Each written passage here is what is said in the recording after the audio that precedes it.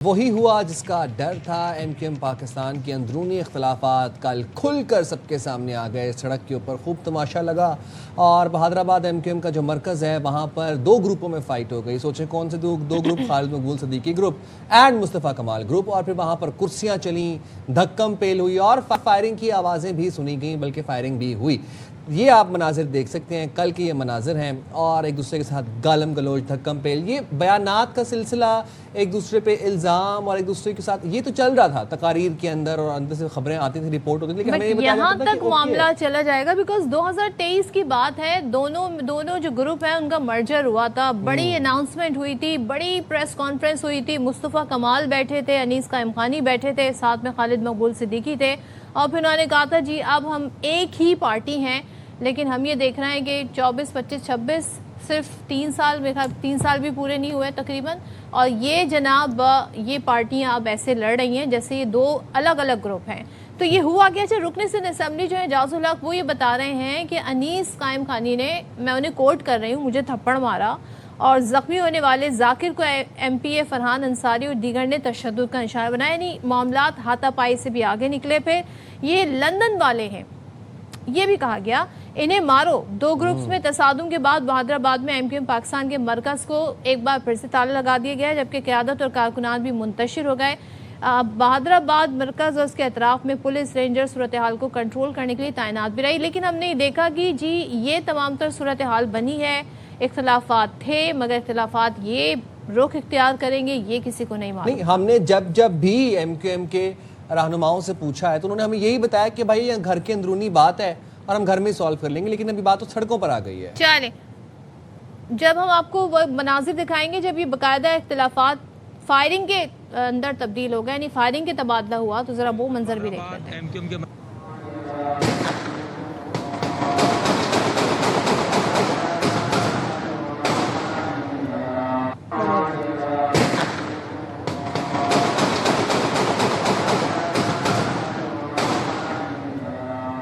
اب بھائی اگر یہ روٹین کے اجلاس ہو رہے تھے تو اس میں اسلحہ کیسے آیا، کہاں سے آیا، کیوں فائرنگ ہوئی؟ یہ رہائشی علاقہ ہے اور یہاں پر اس طرح سے فائرنگ ہونا یہ بھی بڑا ایک المیہ ہے۔ تو چلیں جی بات کر لیتے ہیں، ہمارے ساتھ موجود ہیں سینئر صحافی، سینئر تجزیہ کار مظہر عباس صاحب، اور ظاہر ہے آپ کراچی کی سیاست سے بڑے اچھے واقف ہیں اور پوری ایک ہسٹری آپ کو پتہ ہے کہ ایم کیو ایم کی کیا رہی ہے۔ مظہر صاحب، ہمیں پتہ تھا کہ مصطفیٰ کمال صاحب، خالد مقبول صدیقی صاحب میں اختلافات ہیں، لیکن یہ اس پوائنٹ پر آ جائیں گے کہ فائرنگ تک ہو گئی، ہاتھا پائی بھی ہو گئی، اور ایک دوسرے کو کہا جا رہا ہے جی فلاں لندن والا ہے، فلاں یہ ہے، یہ ہوا کیا ہے پارٹی کے اندر؟ جی شکریہ صدف، دیکھیے یہ ہونا ہی نہیں تھا۔ جس طریقے سے ایم کیو ایم پاکستان اور پاک سرزمین پارٹی کا مرجر ہوا تھا یا کروایا گیا تھا، تو اس کے الٹیمیٹ نتائج تو ایسے ہی نکلنے تھے، اور شاید آگے جا کے اور بھی خراب صورتحال ہو سکتی ہے۔ اچھا، جب آپ کسی ان نیچرل انداز میں کسی کو ملانے کی کوشش کرتے ہیں، اب یہ ایک الگ بحث ہے کہ یہ ملانے کی کوشش کون کرتے ہیں اور کیوں کرتے ہیں، لیکن بہر کیف جب سے ان کا مرجر ہوا اس کے بعد سے ان کے درمیان کبھی بھی چیزوں پہ مکمل اتفاق رائے نہیں ہوا، اور ویسے بھی جو الیکشنز کے حوالے سے جو صورتحال ہے اس سے بھی سارے لوگ واقف ہیں کہ ایم کیو ایم کی آج وہ پوزیشن نہیں رہی جو آج سے کچھ سال پہلے تھی۔ اور میں نے تو خیر 2019 میں ایک کالم لکھا تھا، ایک تھی ایم کیو ایم، اور اس کے بعد سے اگر آپ صورتحال دیکھ لیں، 2018 کا الیکشن دیکھیں، اس میں اب یہی اگین جس طرح ان کا مرجر کروایا گیا تھا بالکل اسی طریقے سے 2018 اور 2024 کے الیکشن کے جو نتائج تھے وہ بھی اسی پس منظر میں آپ دیکھیں تو آپ کو بڑی آسانی سے سمجھ میں آ جائے گا۔ مسئلہ یہ ہے کہ اب اس مسئلے کا حل کیا ہے؟ ایک تو یہ کہ دونوں الگ ہو جائیں، اختلاف کیا ہے مظہر صاحب یہ بتا دیں نا۔ اختلاف اس ملک میں اقتدار کا ہوتا ہے، اختلاف اس ملک میں اختیار کا ہوتا ہے، اور ہمارا یہ ایک سیاسی المیہ ہے کہ جب اختیار اور اقتدار آ جائے تو پھر ہم ضرورت سے زیادہ جو ہے اس کو اپنے پاس رکھنا چاہتے ہیں، ورنہ تو بہت اچھی بات ہے کہ پارٹی کے الیکشن کمیشن نے کہا ہے کہ آپ اپنی پارٹی کے الیکشن کرائیں، تو الیکشن کرانے کا ایک طریقہ کار جو ہے وہ موجود ہے. اب ایم کیو ایم کے آئین کا مسئلہ یہ ہے کہ 22 اگست کے بعد اگر اس کے بعد کی آپ صورتحال دیکھیں کہ کس طرح ایم کیو ایم کے آئین میں تبدیلی کی گئی, کس طریقے سے یہ ساری چیزیں ہوئیں, تو بہت واضح ہے کہ 22 اگست 2016 کے بعد سے ایم کیو ایم صحیح معنوں میں کھڑی ہی نہیں ہو سکی. اس کے بعد ضرور انہوں نے جو ہے بہت سی اب تک خالد مقبول صدیقی اگر اس سے پہلے دیکھیں تو ہمیں یہ نظر آتا تھا کہ M Q M Hyderabad, M Q M P I B colony, M Q M Haqiqi اور ایم کیو ایم لندن. اب آپ اس صورتحال کو, کیونکہ پاک سرزمین پارٹی پی ایس پی جنوری یا فروری 2016 میں بن چکی تھی, تو اتنے فیکشنز جب کسی جماعت میں ہو جائیں تو اس کے بعد اس جماعت کا لوگوں کا اس جماعت پر سے اعتماد آہستہ آہستہ ختم ہونا شروع ہو جاتا ہے. لیکن مظہر صاحب بہادر آباد مرکز انیشلی ہے تو ایک بلڈنگ بنیادی طور پر, لیکن اس میں 2 دھڑے ہیں. اب ان 2 دھڑوں کے اجلاس کی ٹائمنگ بھی اپنی اپنی ہے, الگ الگ, ایک بیٹھتا ہے پھر اس کے بعد دوسرا بیٹھتا ہے. یہ سارا معاملہ شروع بھی وہیں سے ہوا اور اس کے بعد ہم دیکھتے ہیں کہ ان 2 دھڑوں میں اختلافات چوکنگ سے شروع ہوئے, پورے شہر میں چوکنگ ایک دوسرے کے خلاف. اب وہ بڑھتے بڑھتے اسلحہ گولی کے اوپر کل آ گئے. جاننا میں آپ سے یہ چاہ رہا ہوں کہ کیا واقعی معاملات پوائنٹ آف نو ریٹرن پہ آ گئے ہیں یا پھر دوبارہ سے چیزیں معمول پہ آ سکتی ہیں؟ دیکھیے اب یہ کہتے ہوئے اچھا نہیں لگتا, لیکن معذرت کے ساتھ یہ ساری چیزیں ان کے ہاتھ میں ہیں نہیں. اب اچھا, یہ فیصلہ کرنے کی پوزیشن میں نہیں ہے, دونوں نہیں ہیں. اور دونوں میں میرے بہت اچھے دوست ہیں دونوں سائڈ پر, لیکن ان سے اگر آپ پرائیویٹلی بھی پوچھیں تو انہیں بھی یہ حقیقت کا پتہ ہے کہ وہ اس سے, ان کے پاس یہ اختیار ہے ہی نہیں کہ وہ الگ ہوں یا مل کر چلے. کیونکہ ایک مرتبہ چند سال پہلے سارے گروپ سے ملنے کی کوشش کی اور آخری وقت میں ان کو منع کر دیا گیا. تو اس طرح کی جب پارٹی ہو جائے, اور یہ صرف ایم کیو ایم کا مسئلہ نہیں ہے, یہ ہماری بیشتر سیاسی جماعتوں کا مسئلہ ہے. کیونکہ اگر ہماری تاریخ کو دیکھیں تو ہماری تاریخ میں جب کسی جماعت کو توڑا جاتا ہے تو جو توڑنے والا فیکشن ہے وہ کبھی بھی اوریجنل جو جماعت ہے اس سے معاف کیجیے گا, اس سے زیادہ طاقتور نہیں ہو پاتا. آپ پیپلز پارٹی میں کئی گروپس نکلے لیکن وہ ختم ہو گئے, مسلم لیگ میں کئی گروپس نکلے ختم ہو گئے. اب تحریک انصاف میں یہ کوشش کی جا رہی ہے, وہاں بھی صورتحال کم و بیش یہی ہے. تو ایم کیو ایم کی تاریخ بھی ہماری پاکستان کی دیگر سیاسی جماعتوں سے مختلف نہیں ہے. تو اب ان کے درمیان جو چیزیں ہو رہی ہیں اس وقت, یا تو یہ کہ آپ پارٹی کے اندر ایک فری اینڈ فیئر الیکشنز کرا دیں, جو جیتے وہ اس کا ایم کیو ایم کا چیئرمین بن جائے. اب یہ بھی مسئلہ ہے کہ 92 کے بعد سے ایم کیو ایم اپنی اوریجنل ایم کیو ایم میں کبھی واپس نہیں آئی. یعنی پہلے چیئرمین ہوتا تھا, وائس چیئرمین ہوتا تھا, پھر اس کو تحریک کا نام دے دیا گیا اور رابطہ کمیٹی کا نام دے دیا گیا, بجائے اس کے کہ سینٹرل کمیٹی پہلے ہوا کرتی تھی, اب وہ رابطہ کمیٹی ہو گئی ہے. اور رابطہ کا پہلے چیئرمین ہوتا تھا, اب کنوینر ہو گیا ہے. تو یہ ساری چیزیں ایسی ہیں جو ایک نارمل پولیٹیکل پارٹیز میں یہ چیزیں ہوتی ہیں. صحیح. مگر پرابلم یہاں ایم کیو ایم کے ساتھ یہ ہے کہ ایم کیو ایم کا چاہے ایک فیکشن ہو یا دوسرا فیکشن ہو, میں پی ایس پی اور ایم کیو ایم پاکستان کی بات کر رہا ہوں, لیکن ان کے اندر اب وہ فیصلہ سازی جو ہے شاید ان کو یہ اجازت بھی نہیں ہے, اور نہ ہی وہ کہ خالد مقبول اور مصطفیٰ کمال صاحب دونوں میں سے کون ایسی قداور شخصیت ہے جو اب جو بچی کچی پارٹی ہے یا جو فیکشنز ہیں ان کو لے کے آگے چلے, یا آپ کو لگتا ہے کہ بس اب یہ معاملہ یہاں سے مزید ہی ڈیٹوریشن کی طرف جائے گا, کس طرف جائے گا؟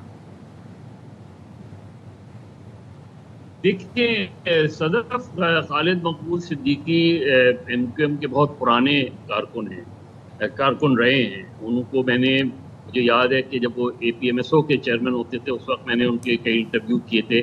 تو اگر آپ سوچیں کہ کوئی, اور یہ سارے لوگ ایم کیو ایم کے زیادہ تر لوگ جو ہے بہت ہی لوور مڈل کلاس اور مڈل کلاس کے رہے ہیں, اور اسی سے ابھر کر اوپر تک آئے ہیں. وہ الگ بات ہے کہ مڈل کلاس کا میں ہمیشہ کہتا ہوں المیہ یہ رہتا ہے کہ وہ اپنی کلاس میں نہیں رہنا چاہتا, وہ اپنے سے اوپر والی کلاس میں جانا چاہتا ہے. لیکن خالد مقبول صدیقی بہت پرانے منجے ہوئے ایم کیو ایم کے سیاسی کارکن سے لیڈر تک پہنچے ہیں. ایم کیو ایم کے اندر ڈاکٹر فاروق ستار بہت ہی ایک ज़माने में तो उनको ये कहा जा रहा था, एज ए सक्सेसर देखा जा रहा था। बाद में उनकी अपनी कुछ ऐसी सियासी गलतियां हुई, खासतौर पर 22 अगस्त के बाद, जिसकी वजह से उनकी वो क्रेडिबिलिटी नहीं रही जो शायद पहले हुआ करती थी। और भी एमक्यूएम के पुराने लीडर्स वहाँ मौजूद हैं, अमीन उल हक हैं, अहमद सलीम सिद्दीकी हैं, आप अगर वो वैसे देखें तो किश्वर ज़हरा हैं। तो एमक्यूएम के अंदर पुराने लीडर्स का एक तसलसल ज़रूर मौजूद है। दूसरी तरफ मुस्तफ़ा कमाल, वैसे तो एमक्यूएम में उनका सही मानों में तारुफ उसी के बाद हुआ जब वो एडमिनिस्ट्रेटर बने, और उन्होंने बहैसियत एडमिनिस्ट्रेटर बहुत अच्छा काम भी करके दिखाया, जिसकी मिसाल खुद एमक्यूएम दिया करती है उस दौर की। और वो दौर इसलिए भी उनके लिए, एमक्यूएम के लिए लकी था, शायद मेरा ख्याल है सबसे बेहतर पीरियड था जो जनरल परवेज़ मुशर्रफ का था। और उसमें ज़ाहिर है जो आज हम इक़्तिदार जो है निचली सतह तक ले जाने की बात करते हैं, तो वो एक बड़ी एग्जाम्पल ये दी जाती है कि देखिए उस दौर में कितना काम हुआ। हालांकि उस वक्त जनरल परवेज़ मुशर्रफ से बराह रास्त जो है वो प्रोविंशियल नीचे से और नीचे तक फाइनेंशियल और सारी चीज़ें जाती थी। तो मुस्तफ़ा कमाल को उस हवाले से देखा जाता है कि एक अच्छे एडमिनिस्ट्रेटर रहे, लेकिन ये मामला एडमिनिस्ट्रेटर होने का नहीं है, ये मामला किसी सियासी जमात के लीडर होने का है। और एमक्यूएम में उनका एक्सपीरियंस शायद खालिद मकबूल सिद्दीकी से ज़्यादा नहीं है। लेकिन ये सारी बातें अपनी जगह। चीज़ ये है कि एमक्यूएम के अंदर अगर वाकई उन्होंने इलेक्शंस कराने हैं, और मुझे तो ये लगता है कि शायद एमक्यूएम में, क्योंकि आज तक इलेक्शंस की उस तरह की तारीख एमक्यूएम की नहीं रही, वैसे तो हमारी किसी सियासी जमात की नहीं रही, मासिवाए जमात इस्लामी के, तो इसलिए मुझे नहीं लगता कि इनके दरमियान ये पैचअप हो पाएगा। अब ये बात कहाँ जाके रुकेगी, कहाँ जाके रुकेगी। कल जो मैं वही जानना चाह रहा हूँ, कल जो वाक़या हुआ उसमें फायरिंग हुई सर, अच्छी खासी फायरिंग हुई, तो ये जानना मैं आपसे चाह रहा हूँ कि बहादराबाद एक सेंट्रल मेन एरिया है, पोश इलाका है, रेजिडेंशियल एरिया है सारा, जहाँ पर ये फायरिंग हुई, ये मरकज़ तक इतना असलहा कैसे पहुँचा, क्या इसकी प्री प्लानिंग की गई थी? आम तौर पर जब शादी ब्याह पे फायरिंग होती है तो दुल्हे को पकड़ के ले जाते हैं, उसकी फैमिली को पकड़ के ले जाते हैं, यहाँ पर पुलिस हरकत में आएगी या इसको इग्नोर कर देगी? देखिए, फायरिंग होना ये तो कराची में तो बहुत ही मामूली सी चीज़ है। फायरिंग होना, लोगों का मर जाना, लोगों को मार देना, कराची की बदकिस्मती है कि इस शहर की तारीख बहुत भयानक रही है। लेकिन ये इस वक्त भी देखिए आप, ये बहादराबाद की जो है ये एमक्यूएम का आर्जी मरकज़ कहलाता है, यानी वो आज तक अपना मुस्तकिल मरकज़ नहीं बना पाए। और अगर आप जो माजी में इनका मुस्तकिल मरकज़ होता था 90, तो अगर आप उसके उधर ज़रा जाके एक झलक देखें तो आपको अंदाज़ा हो जाएगा कि वहाँ क्या हाल है। तो मेरा ख्याल है कि एमक्यूएम पाकिस्तान इस वक्त जो सूरत हाल है एमक्यूएम पाकिस्तान की, ये उसके लिए उसके अपने मफाद में है कि इस तरह की चीज़ों से मतलब साहब अगर पैचअप नहीं होगा तो ये पार्टी तो हुकूमतों को इस्तेहकाम देती थी, गो इस्तेहकाम किसी और पार्टी का नाम है, मतलब ज़ाहिर है इनके वोट की बड़ी ज़रूरत होती है हुकूमतें बनाते हुए, तो इनका तो लाजमी पैचअप होना ज़रूरी है, बंदोबस्त ही हो जाए पैचअप का, ये तो लाइकली है आपके ख्याल में?